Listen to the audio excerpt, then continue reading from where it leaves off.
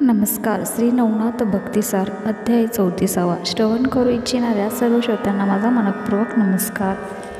युद्धामध्ये वीरभद्र जळाल्यानंतर शंकर शोक करीत बसले. ही गोष्ट गोरक्षनाथाच्या लक्षात येताच त्याचे अंतःकरण द्रवून गेले.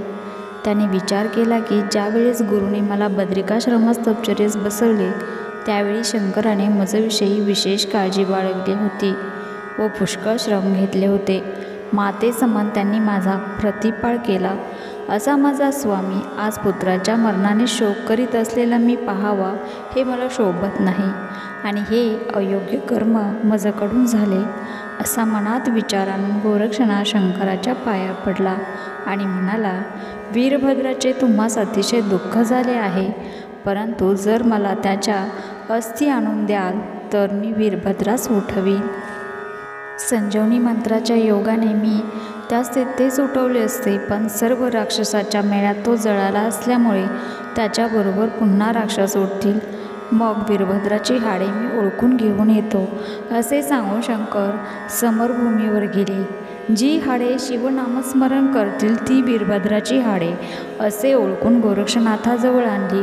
मग गोरक्षनाथाने संजीवन मंत्र सिद्ध करून वीरभद्रावर भस्म टाकताच वीरभद्र उठून धनुष्यबाणाची चौकशी करू लागला व म्हणू लागला की आता राक्षसांचा संहार करून शेवटी गोरक्षासही यमपुरीस पाठवून देतो.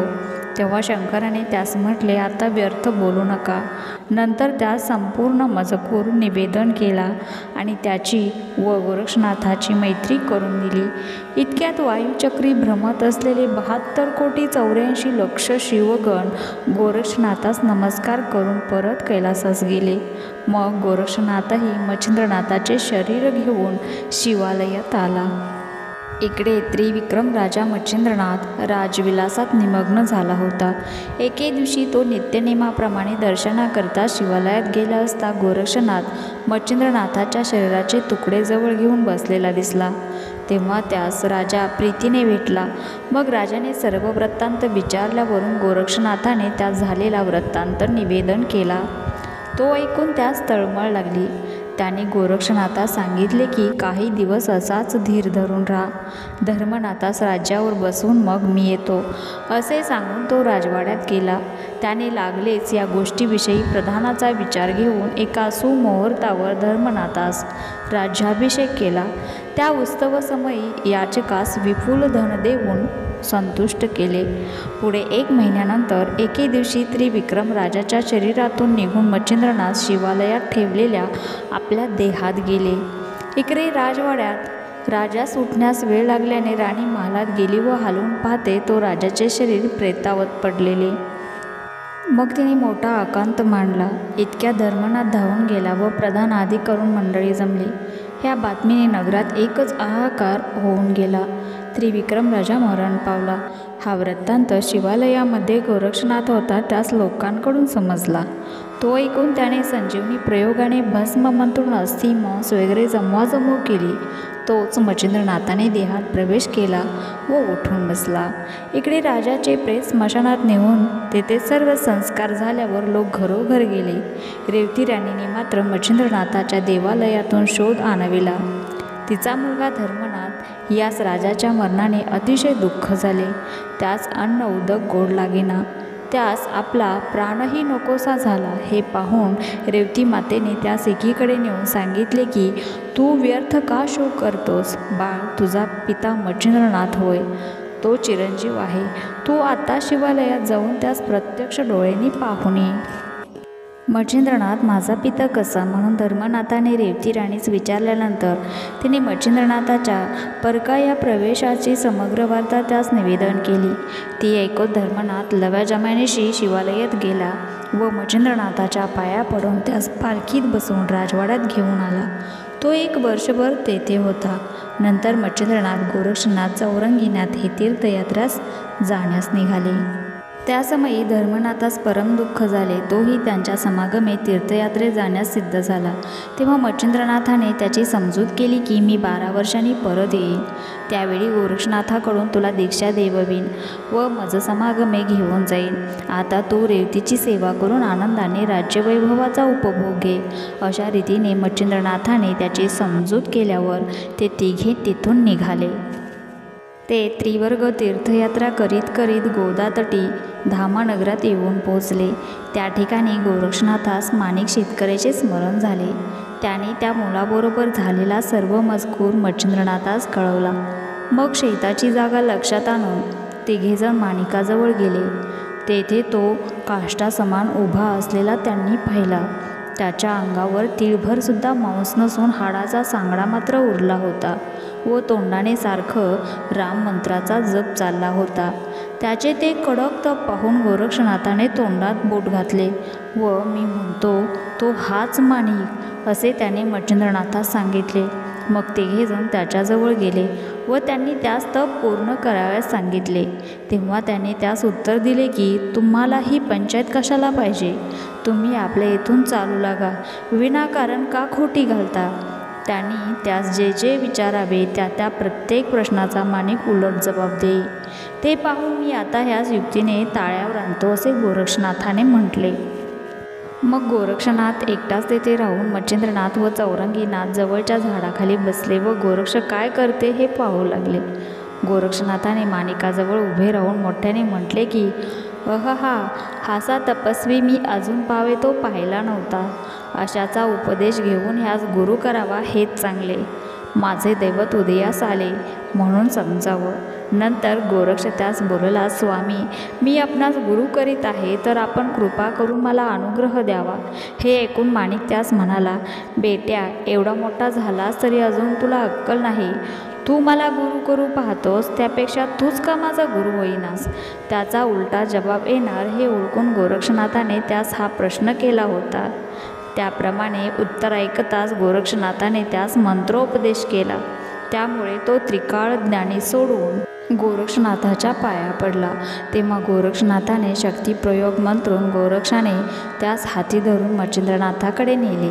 त्यांनी त्याचा विचित्र स्वभाव पाहून त्याचे नाव अडभंग असे ठेवले व त्यास नाथदीक्षा देऊन ते चौघे मार्गस्थ झाले. वाटेत गोरक्षनाथाने अडभंगास सकल विद्यात निपुण केले. नंतर तीर्थयात्रा करीत 12 वर्षांनी प्रयागास आले. त्यावेळेस धर्मनाथ राजास पुत्र झाला असून त्याचे नाव त्रिविक्रम असं ठेवलं होते. हे चौघे गावात आल्याची बातमी धर्मनाथास समजताच तो त्या सामोरं जाऊन राजवाड्यात घेऊन आला.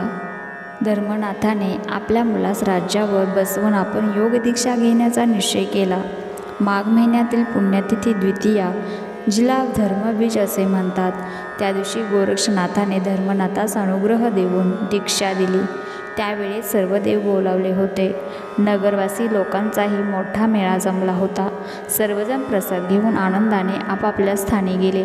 दर साल असाच उत्सव होऊन प्रसाद मिळावा अशी देवांसुद्धा सर्वांनी आपली इच्छा दर्शवली. मग धर्मनाथ बीजेचा उत्सव प्रतिवर्षी करण्याची गोरक्षाने त्रिविक्रम राजास आज्ञा दिली. तेव्हा सर्वांस आनंद झाला व दर साल या दिवशी उत्सव होऊ लागला. गोरक्षनाथाने आपल्या किमयागिरी नामक ग्रंथात असे लिहिले आहे की आपापल्या शक्त्यानुसार जो कोणी हे बीजेचे व्रत करील त्याच्या घरी दोष, दारिद्र्य, रोग आदी करून विघ्ने स्वप्नात देखील यायची नाहीत. त्या पुरुषाचा संसार सुयंत्रित चालेल.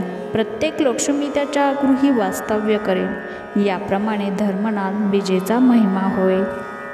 धर्मनाथास नाथदीक्षा दिल्यानंतर ते तिघजण तास घेऊन निघाले.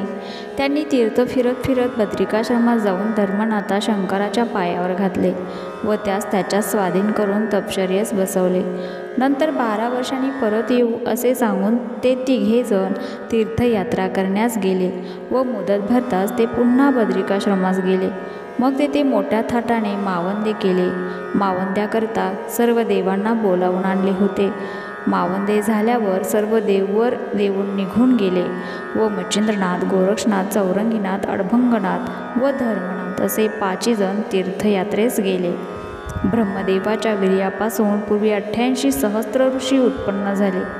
त्याचवेळी जे थोडेसे रेत पृथ्वीवर रेवा नदीच्या तीरी पडले, त्यात चमस नारायणाने संचार केला. तेव्हा पुतळा निर्माण झाला. ते मूल सूर्यासारखे ते दीप्यमान दिसू लागले. जन्म होताच त्याने एकसारखा रडण्याचा सपाटा चालवला. त्याच संधी सहन सारूक या नावाचा एक कुणबी पाणी आणावयास नदीवर गेला होता. त्याने ते मूल रेतीत रडत पडलेले पाहिले.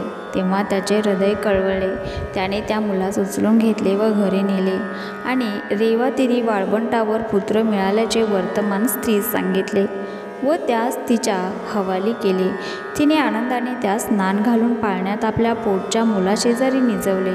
तो रेवतीतीरी रेवत सापडला म्हणून त्याचे नाव रेवणनाथ असे ठेवले. त्यास थोडेफार समजू लागताच तो काम करावयास बापाबरोबर शेतात जाऊ लागला. तो 12 वर्षाच्या वयात शेतकीच्या कामात चांगलाच हुशार झाला. एके दिवशी रेवणनाथ मोठ्या पहाटेच उठून आपले बैल रानात चारावयास नेत होता. त्या समयी लखलखीत चांदणे पडले होते. ह्यामुळे रस्ता साफ दिसत होता. इतक्यात दत्तात्रेयांची स्वारी पुढे येऊन धडकली.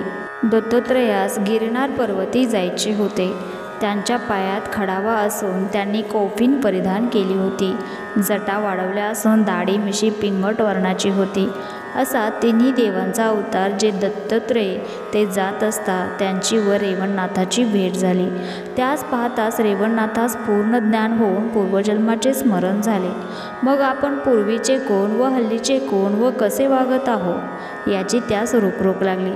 तसेच मला आता कोणी ओळखत नाही, मी अज्ञानात पडलो असे त्यास ज्ञान होऊन तो स्तब्ध राहिला.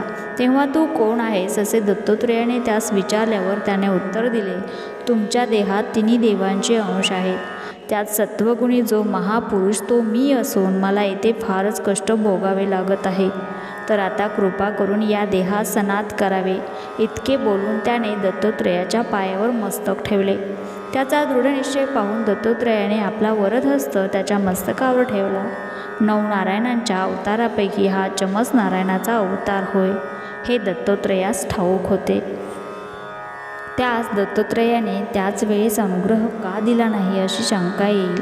पण त्याचे कारण असे की भक्ती मार्गाकडे प्रवृत्ती झाल्या वाचून अनुग्रह देऊन उपयोग नाही. यासव भक्तीकडे मन लागले म्हणजे ज्ञान व वैराग्य सहज साध्य होते. असा मनात विचार आणून दत्तात्रेयाने फक्त एका सिद्धीची कला त्यास सांगितली.